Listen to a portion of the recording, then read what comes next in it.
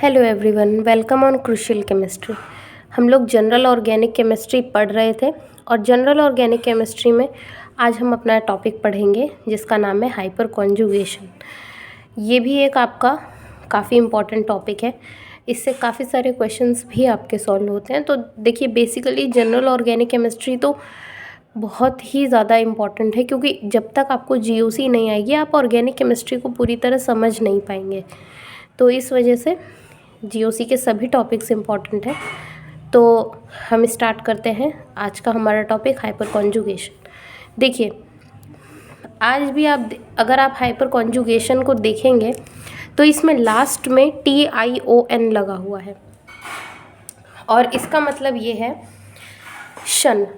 और किसी भी वर्ड के पीछे साइंस में अगर हम लोग TION लगा दें तो वो एक प्रोसेस को इंडिकेट करता है। इसका मतलब कि हाइपर कॉन्जुगेशन एक प्रोसेस है। ठीक, अब कैसी प्रोसेस है ये? जो प्रोसेस है इसमें हाइपर नाम आप थोड़ा ध्यान दीजिएगा। कॉन्जुगेशन है तो कहीं ना कहीं कॉन्जुगेशन की बात हो रही है। कॉन्जुगेशन तो कॉन्जुगेशन तो होगी ही होगी। अब इसके आगे हमने लगा दिया हाइपर। हाइपर मतलब क्या? ज़्यादा। तो कॉन्जुगेशन ज़्यादा है, मतलब कॉन्जुगेशन इंक्रीज्ड है, या फिर हम कह सकते हैं कि कॉन्जुगेशन एक्सेस में है। ठीक है, तो हाइपर कॉन्जुगेशन का एक तो पहला हमारा हमने नाम से जो मीनिंग समझा है वो हमने क्या समझा है कि इट इज़ एक्सेस कॉन्जुगेशन।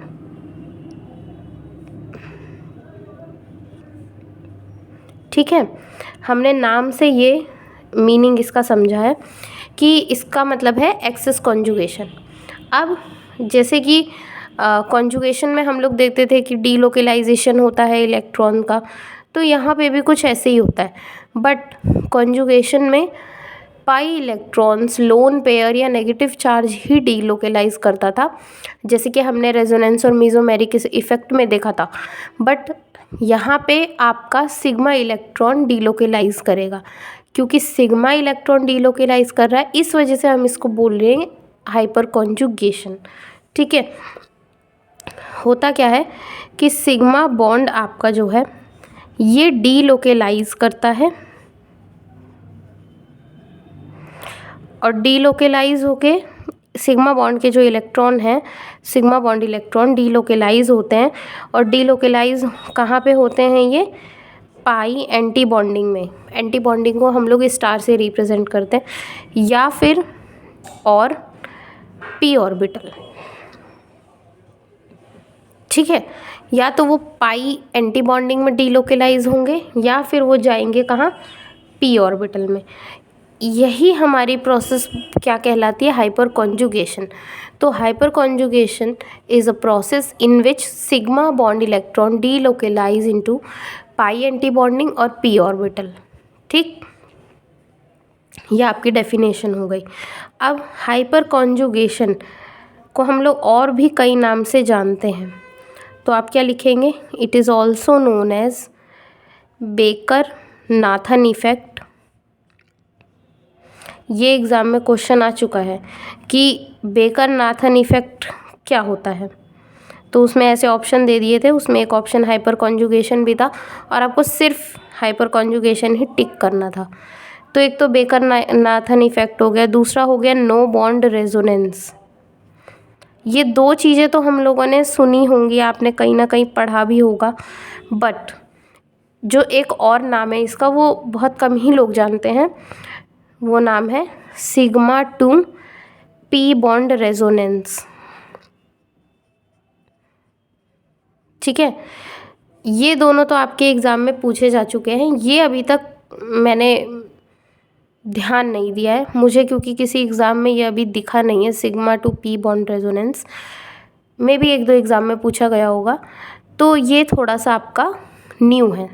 बाकी बेकर नाथन इफेक्ट और नो बॉन्ड रेजोनेंस तो पूछा गया है, लोग जानते भी हैं। तो हाइपर कॉन्जुगेशन को हम सिग्मा 2 पी बॉन्ड रेजोनेंस भी कहते हैं। ठीक है, अब आप एक चीज़ जानिए कि जितने आपके हाइपर कॉन्जुगेटिव स्ट्रक्चर होंगे, ठीक है, उतना ही बॉन्ड या उतना ही मॉलिक्यूल स्टेबल होगा। ठीक है, जितने ज़्यादा आपके हाइपर कॉन्जुगेटिव स्ट्रक्चर होंगे उतना ज़्यादा आपका मॉलिक्यूल स्टेबल होगा। मेरे सेंटेंसेस को आप लोग वर्ड्स में लिख लिया करिए। यहाँ अब एक एक पॉइंट आपको हम लिखवा नहीं सकते हैं, तो चाहे आप वीडियो पॉज कर लीजिए और पॉज करने के बाद उसे हिंदी में ही, इंग्लिश में जो भी आपको समझ में आती है लैंग्वेज, उसी लैंग्वेज में, चाहे अपनी लोकल लैंग्वेज में ही आप लोग लिख लीजिए। मैंने क्या बताया कि जितने ज़्यादा हाइपर कॉन्जुगेटिव स्ट्रक्चर होंगे उतना ही मॉलिक्यूल स्टेबल होगा। तो इसको आप लोग अगर इंग्लिश में लिखना चाहें तो ऐसे लिख लीजिए कि as more as the hyper conjugative structure present of a molecule comma that molecule would be more stable. बस यही आप लोग लिख लीजिए। उसके बाद एक पॉइंट आप थोड़ा सा और मतलब नोट कर लीजिए कि हाइपर कॉन्जुगेशन कहाँ कहाँ पे पाया जाता है। हाइपर कॉन्जुगेशन अकर इन एल्कीन, ठीक है, कार्बोकैटायन और कार्बेन आयन में तो प्रेजेंट नहीं होता, फ्री रेडिकल में होता है ये। फ्री रेडिकल में एल्कीन में ही बेंजीन, लेकिन बेंजीन को आप लोग थोड़ा अलग से लिख लीजिए क्योंकि इम्पॉर्टेंट है। तो बेंजीन, इतने में ये आपके हाइपर कॉन्जुगेटिव स्ट्रक्चर प्रेजेंट होते हैं। ठीक है, हाइपर कॉन्जुगेशन आपका ये कुछ पॉइंट्स हो गए हाइपर कॉन्जुगेशन के। अब हम एक एक करके एग्जांपल के थ्रू समझते हैं कि सिग्मा बॉन्ड कैसे डीलोकलाइज होता है पाई स्टार में या फिर पाई एंटीबॉन्डिंग में या फिर पी ऑर्बिटल में। ठीक है, तो एग्जाम्पल के थ्रू हम समझेंगे। ये पॉइंट्स आप लोग नोट कर लीजिए। तो सबसे पहले हम लोग पढ़ेंगे हाइपर कॉन्जुगेशन इन एल्कीन। तो आप लोग हेडिंग डाल लीजिए, हाइपर कॉन्जुगेशन इन एल्कीन। देखिए मैं थोड़ा शॉर्ट में यहाँ पे लिख रही हूँ क्योंकि वीडियो बहुत ज़्यादा बड़ी हो जाती है, फिर वो पढ़ने में भी मज़ा नहीं। जब स्क्रीन पे वो दिखाई देते हैं 1 घंटे की 1.5 घंटे की वीडियो, तो वैसे ही मन नहीं करता उसको पढ़ने का। तो इस वजह से आप लोग, मैं शॉर्ट में ही नाम लिख रही हूँ, बट आप लोग पूरा लिखिएगा हाइपर कॉन्जुगेशन इन एल्कीन। ठीक, एक छोटा सा एग्जाम्पल हम लोग एल्कीन का लेते हैं।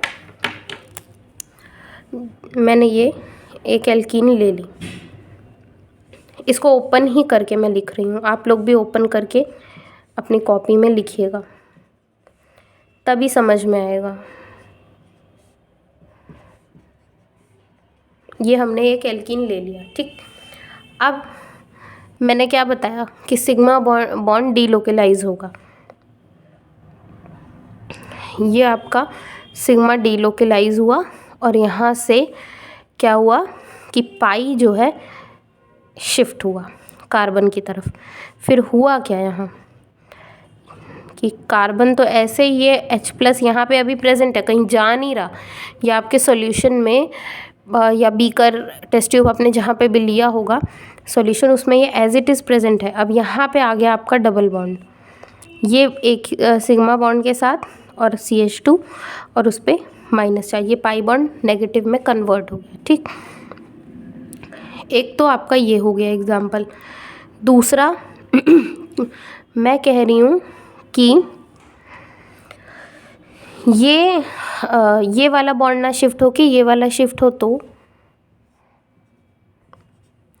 अब ये वाला मैं शिफ्ट करा रही हूँ, तो होगा क्या, ये दोनों हाइड्रोजन ऐसे ही, ये H+ यहाँ पे, वापस यहाँ डबल बॉन्ड, ये H यहाँ पे सिंगल CH2 और ये माइनस चार्ज।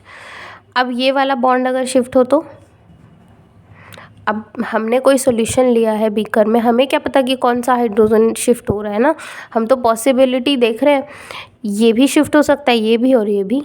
तो अब हमने मान लिया कि थर्ड वाला शिफ्ट हुआ। ये दोनों ऐसे ही थे, ये वाला H+ शिफ्ट हो गया, यहाँ आया डबल बॉन्ड, यहाँ पे हाइड्रोजन और CH2 विद नेगेटिव चार्ज। समझ पा रहे हैं? ऐसे हुआ। ठीक, हमने ये बता दिया। यहाँ पे आप देखिए कि इसके हाइपर कॉन्जुगेटिव स्ट्रक्चर कितने, मेन मॉलिक्यूल आपका यही है। अब इस मॉलिक्यूल के कितने हाइपर कॉन्जुगेटिव स्ट्रक्चर बन रहे हैं, 1 2 3। तो हाइपर कॉन्जुगेटिव स्ट्रक्चर कितने हो गए, 3। बट रेजोनेंस स्ट्रक्चर क्या होते हैं, hyper conjugative structure plus parent structure.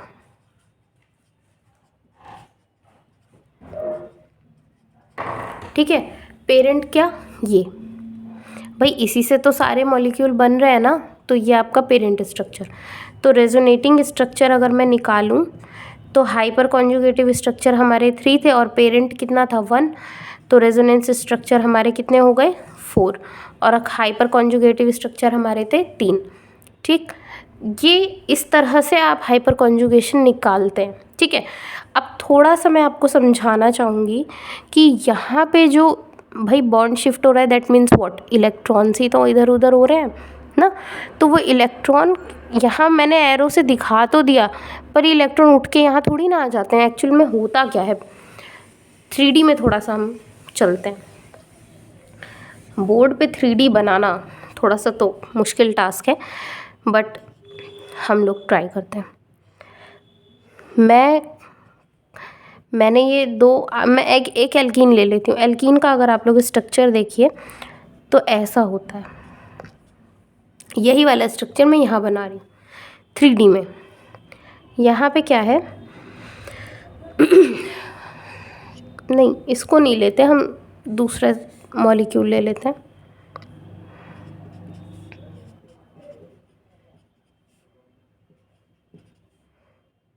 ये हमने ये वाला एल्कीन ले लिया। ठीक है, अब होगा उसमें एक्चुअली क्या हो रहा था ना कि अगर हमने वो वाला एल्कीन लिया होता ये, तो हम इसमें वो नहीं दिखा सकते हाइपर कॉन्जुगेशन। ठीक है, इस वजह से मैंने ये वाला एल्कीन ले लिया है। अब देखिए, कार्बन और कार्बन के बीच में एक सिग्मा है, एक पाई है, इसमें एक सिग्मा। ठीक, मैं सिग्मा को ब्लैक पेन से शो कर रही हूँ सारे सिग्मा बॉन्ड को, और ये इसमें इलेक्ट्रॉन भरे हुए हैं। इलेक्ट्रॉन जो प्रेजेंट है भाई, सिग्मा तभी कैसे बना, सिग्मा इलेक्ट्रॉन की शेयरिंग से बना। इलेक्ट्रॉन शेयर कर रहे हैं, मतलब यहाँ पे इलेक्ट्रॉन प्रेजेंट है। फिर मैंने यहाँ पे, अब यहाँ पे हाइड्रोजन में ये सब सिग्मा ही हैं, तो मैंने क्या किया कि यहाँ पे हाइड्रोजन के सिग्मा लगा दिए ऑर्बिटल्स, ये सब फिल हैं, और यहाँ पे एक एक हाइड्रोजन, ये CH3 आपका बन गया। ठीक, अब यहाँ पे मैंने हाइड्रोजन 2 और लगा दिए। इस तरह से आप लोग समझिए कि ये यहाँ पे बना हुआ है। और मैं अब क्या करती हूँ, पाई बॉन्ड को मैं शो करती हूँ डिफरेंट तरीके से, थोड़ा सा हम रिप्रेजेंट करें ताकि डिफ्रेंशिएट करने में इजी हो। मैंने इस तरह से पाई बॉन्ड को शो कर दिया,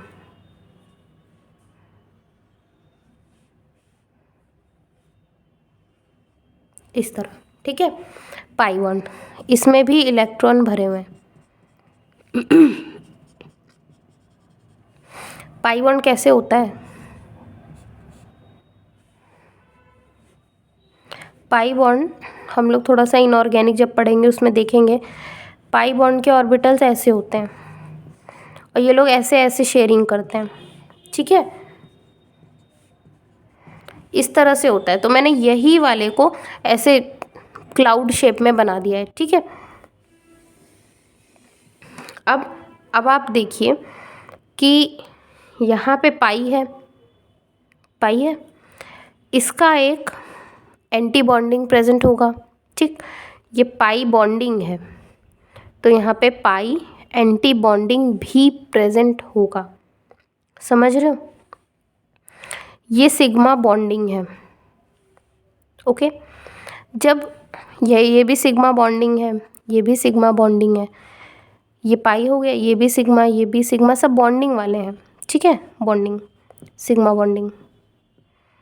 इनऑर्गेनिक में हम लोग पढ़ेंगे कि sigma bonding, sigma anti bonding, ये सब कहाँ से आता है। अभी के लिए आप लोग बस ये समझिए कि पाई बॉन्डिंग है तो पाई एंटी बॉन्डिंग भी होगा इसका, ठीक। सिग्मा बॉन्डिंग है तो सिग्मा एंटी बॉन्डिंग भी होगा ना। तो फिलिंग कैसे होती है इलेक्ट्रॉन की, पहले सिग्मा फिल होता है, फिर पाई, फिर नॉन बॉन्डिंग के इलेक्ट्रॉन आते हैं, फिर उसके बाद पाई एंटी बॉन्डिंग के, फिर सिग्मा एंटी बॉन्डिंग के। ऐसे एनर्जी बढ़ती है, ठीक है। सबसे कम एनर्जी सिग्मा की, और हर सिस्टम चाहता है कि वो अपनी एनर्जी को कम रखे तभी वो स्टेबल होगा। इस वजह से सबसे पहले सिग्मा बॉन्ड का फॉर्मेशन होता है, ठीक है।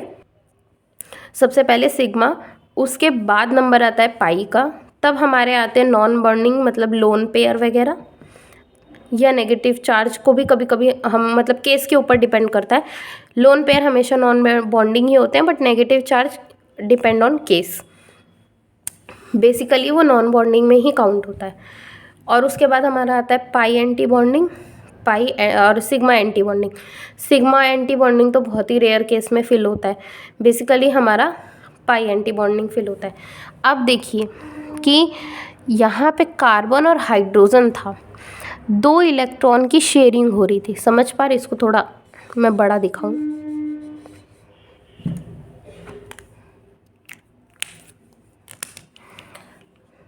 ये आपका कार्बन का ऑर्बिटल और ये आपका हाइड्रोजन का। यहाँ पे दो इलेक्ट्रॉन शेयर हुए, मैंने बाहर बना दिया, बाहर मत बनाइएगा, इसे थोड़ा बड़ा करके ही बनाओ।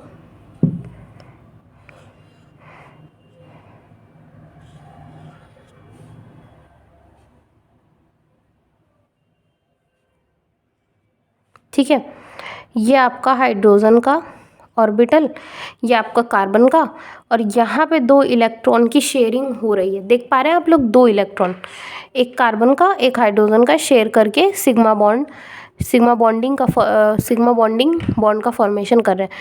अब ये दो इलेक्ट्रॉन जाते हैं पाई एंटी बॉन्डिंग में, ओके। जब जैसे ही एंटी बॉन्डिंग फिल होगा, देखो ऐसे ही तो होता है ऑर्बिटल, इस तरह सिग्मा बॉन्डिंग है, ये सिग्मा एंटी बॉन्डिंग, एक लोब इसका बॉन्डिंग, दूसरा एंटी बॉन्डिंग। ऐसे ही पाई वाला भी देख लो, पाई बॉन्डिंग होता है, पाई एंटी बॉन्डिंग होता है, हम ऐसे शो करते हैं, ठीक है।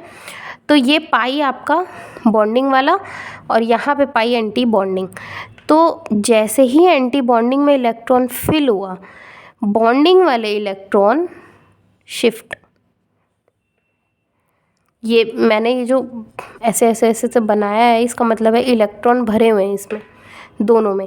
अब इलेक्ट्रॉन जब फिल हैं, ठीक, मतलब कि ये दो ऑर्बिटल अलग अलग नहीं है, ये एक ही बॉन्ड की बात हो रही है, सिर्फ सिंगल पाई बॉन्ड। ये मैंने क्लाउड के फॉर्म में रिप्रेजेंट कर दिया, क्योंकि देखो कार्बन का ऑर्बिटल इस तरह से था ना, इस तरह से था, तो दोनों की ऐसे ऐसे शेयरिंग हो रखी थी, तो इसलिए मैंने ऊपर के क्लाउड को नीचे के क्लाउड को ऐसे बना दिया। हुआ क्या कि यहाँ से बॉन्डिंग के इलेक्ट्रॉन आ रहे हैं पाई एंटी बॉन्डिंग में, और पाई बॉन्डिंग के इलेक्ट्रॉन वापस शिफ्ट हो गए यहाँ। क्यों? क्योंकि इस वाले में ये जो आपका ऑर्बिटल है, इसमें दो इलेक्ट्रॉन रह सकते हैं, दो। अब पाई बॉन्डिंग में दो पहले से थे, हमने एंटी बॉन्डिंग में दो इलेक्ट्रॉन और डाल दिए, तो ये दोनों इलेक्ट्रॉन बाहर चले जाते हैं, ठीक है। वही हो रहा है, दो इलेक्ट्रॉन हमने यहाँ डाले, दो वापस कार्बन पे बाहर चले गए।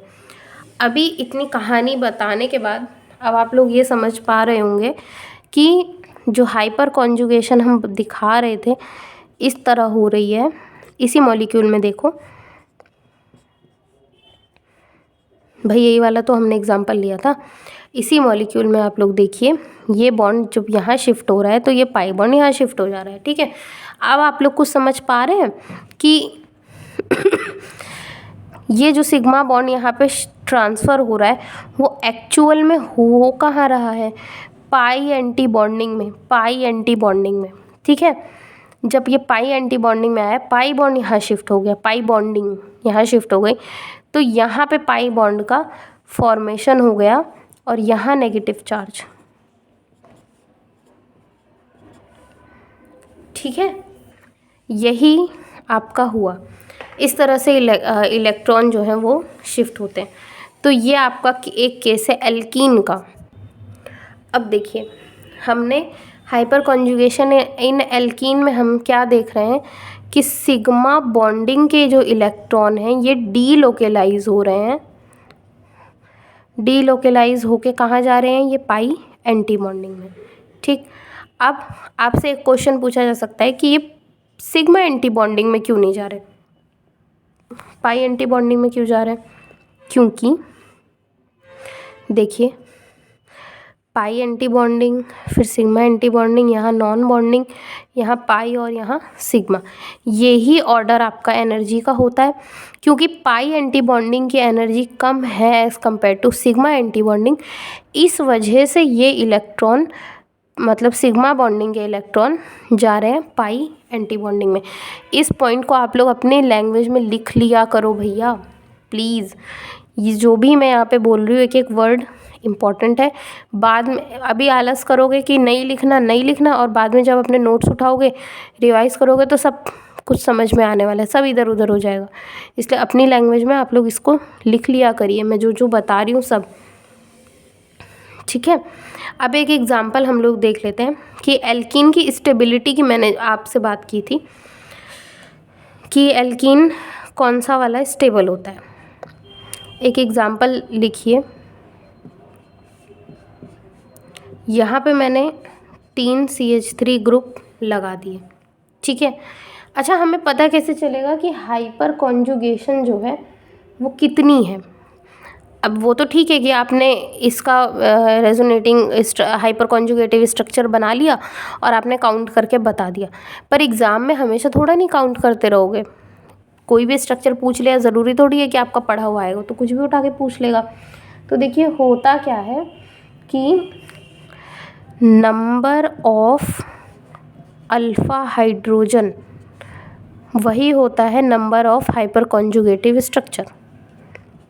मतलब आपके मॉलिक्यूल में जितने भी अल्फ़ा हाइड्रोजन प्रेजेंट होंगे उतने ही हाइपर कॉन्जुगेटिव स्ट्रक्चर बनेंगे। अल्फ़ा हाइड्रोजन कैसे पहचानोगे? एल्कीन से डायरेक्टली अटैच कार्बन होता है अल्फ़ा कार्बन, और इसी कार्बन से डायरेक्टली अटैच हाइड्रोजन होता है अल्फ़ा हाइड्रोजन। भैया इस बात को आप लोग बहुत ध्यान से समझो। एल्कीन से डायरेक्टली अटैच कार्बन को हम कहते हैं अल्फ़ा कार्बन, और अल्फ़ा कार्बन से डायरेक्टली अटैच हाइड्रोजन को हम लोग बोलते हैं क्या? Alpha hydrogen. ठीक, यहाँ देखो, ये है एल्कीन। एल्कीन से directly attach carbon alpha carbon, ये भी अल्फ़ा कार्बन, ये भी अल्फ़ा कार्बन, ये भी अल्फ़ा कार्बन। भाई ये चारों ही तो एल्कीन से डायरेक्टली अटैच है, और अल्फ़ा कार्बन से डायरेक्टली अटैच हाइड्रोजन इस अल्फ़ा हाइड्रोजन। So simple. तो यहाँ पे अल्फ़ा हाइड्रोजन, ये भी, ये तीनों भी हैं, ये तीन भी अल्फ़ा हाइड्रोजन, ये तीन भी और ये तीन भी। तो यहाँ पे total number of alpha hydrogen कितने हो गए? 3 3 6 3 9 3 12। तो हाइपर कॉन्जुगेटिव स्ट्रक्चर भी कितने बन जाएंगे? 12। ठीक है, 12 बनेंगे। तो यहाँ से हमने क्या निकाल लिया कि इसका हाइपर कॉन्जुगेटिव स्ट्रक्चर कितना है? 12। ठीक, हमने इससे ये निकाला। अब एक एग्ज़ाम्पल देखते चलिए। एग्ज़ाम्पल, ये भैया पॉइंट है, इसको तुम लोग लोन पेयर को समझ मत लेना, ट्रांस बना देते हैं। ये सिर्फ हाइड्रोजन अटैच।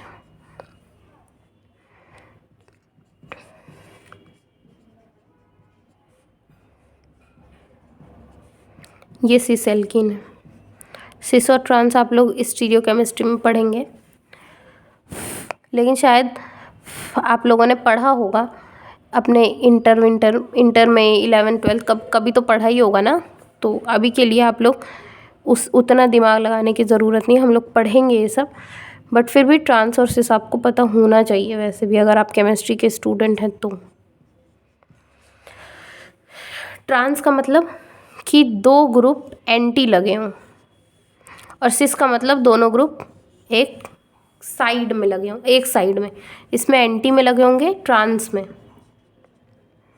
और सिस में क्या है, एक ही तरफ लगे होंगे। ठीक है, चलिए इसमें हमने हाइपर को, पहले वाले स्ट्रक्चर को अगर आप लोग देखो तो इसमें मैंने हाइपर कॉन्जुगेटिव स्ट्रक्चर कितने बताए, 12। अब आगे निकालें, ये आपका एल्कीन है। अब एल्कीन से लगा हुआ directly attach carbon alpha carbon, ये भी alpha carbon, direct alpha carbon से directly attach hydrogen alpha hydrogen. तो यहाँ पे अल्फ़ा हाइड्रोजन कितने हैं, 3 और 3 6, तो हाइपर कॉन्जुगेटिव स्ट्रक्चर भी 6 हो गया। यहाँ पे ये एल्कीन है, इससे directly attach carbon alpha carbon, और अल्फ़ा कार्बन से directly attach hydrogen alpha hydrogen. तो यहाँ पे अल्फ़ा हाइड्रोजन कितने हैं, 6। अब ये आपका एल्कीन है।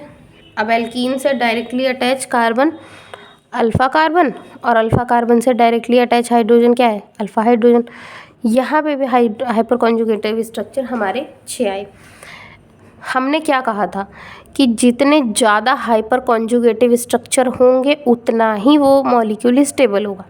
तो यहाँ पे हमने ये तो पता कर ली, स्टेबिलिटी मैं अगर निकाल रही हूँ तो हमने इतना तो पता कर लिया कि 1 वाला सबसे ज़्यादा स्टेबल है।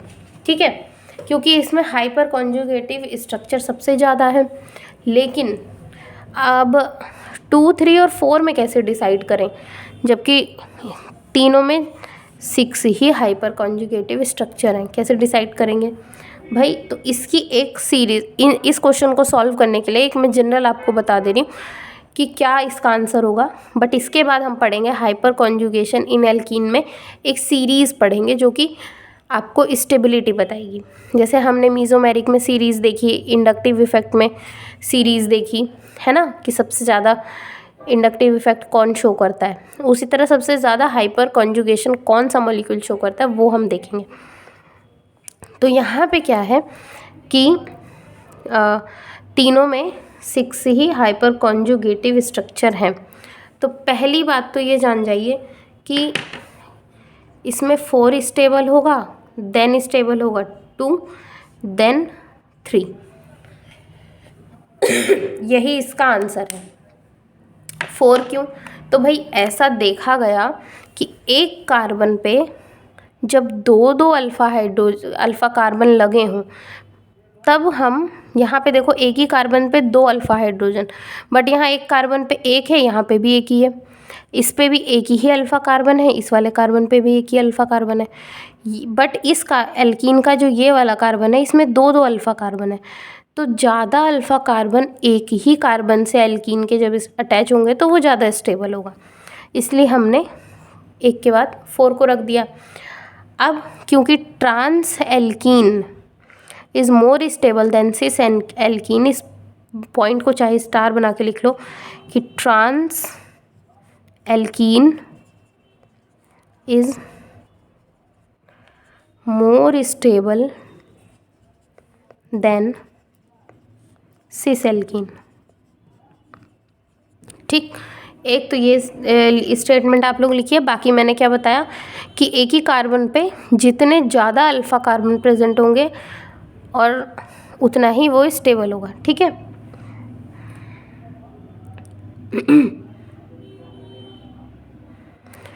अल्फ़ा कार्बन जब ज़्यादा प्रेजेंट है और अल्फ़ा कार्बन से directly attach hydrogen alpha hydrogen है, तो अल्टीमेटली क्या हुआ कि जिस कार्बन पे ज़्यादा अल्फ़ा हाइड्रोजन प्रेजेंट है, ठीक, इसमें 6 अल्फ़ा हाइड्रोजन प्रेजेंट है, इसमें 3 प्रेजेंट है, इसमें भी 3 प्रेजेंट। ओवरऑल नहीं बात करें, सिर्फ एक कार्बन की बात हो रही है। एक ही कार्बन पे 6 अल्फ़ा हाइड्रोजन, इसमें एक कार्बन पे 3 अल्फ़ा हाइड्रोजन, इसमें भी 3। तो अल्फ़ा हाइड्रोजन की टर्म्स में 4th वाला स्टेबल हो गया। अब क्योंकि trans alkene is more stable than cis alkene, तो 2 देन 3, ये ही आपका आंसर होगा। ठीक है, इस तरह से एग्ज़ाम में आपके क्वेश्चंस आते हैं। आप लोग बुक से क्वेश्चंस को प्लीज़ सॉल्व करते रहिए। जैसे जैसे आप लोग टॉपिक पढ़ रहे हैं बुक उठाइए, कोई भी केमिस्ट्री की कॉम्पिटिटिव बुक जिसमें आपको टॉपिक वाइज क्वेश्चंस इजीली मिल जा रहे हैं उस बुक से आप लोग पढ़ना शुरू कर दीजिए। ठीक है, तो अब हम चलते हैं एल्कीन की सीरीज़ पे जिसकी मैंने बात की थी। ग्रुप खाली है, मतलब जब हम केमिस्ट्री में जब हम लोग इस तरह से कोई स्ट्रक्चर बनाते हैं तो यहाँ पे कुछ नहीं है, तो इसको CH3 बोला जाता है। जितने भी डॉट होते हैं सब पे कार्बन लगा दो। देखो क्या करो, जितने भी डॉट हैं सब पे पहले तो कार्बन लगा दो, लगा दिया।